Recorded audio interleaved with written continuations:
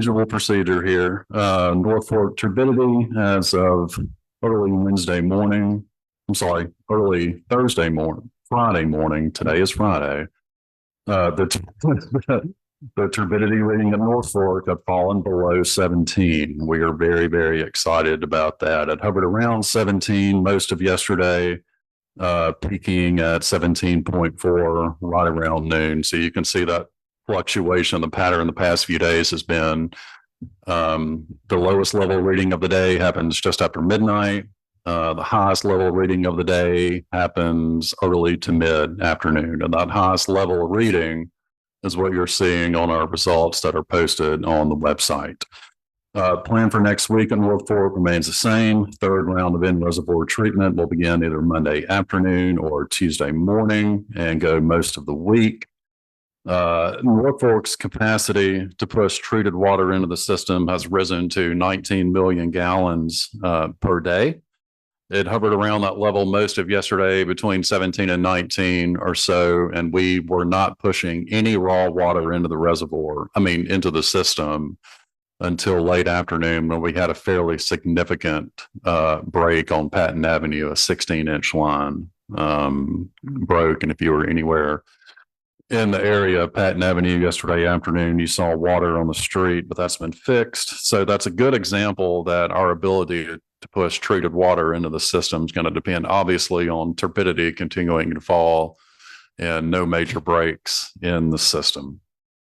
Corps of Engineers interim pretreatment system, they have verbally awarded a contract to a contractor for that project. That contractor will be on site early next week for a site visit, and the build out will begin shortly after that. Nothing has changed with that timeline. It's still late November, early December.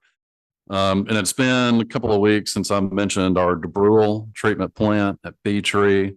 Where Water Resources is coordinating with Corps of Engineers also on that project, and that also includes FEMA, the United States Geological Survey. And that's centered right now on the removal of debris from in and around that reservoir. There was a huge landslide there during the storm, and it dumped boulders, some of which are bigger than bulldozers, into that reservoir, countless number of trees, tremendous amount of sand, silt, clay particles. And I still think the turbidity there is up around 200.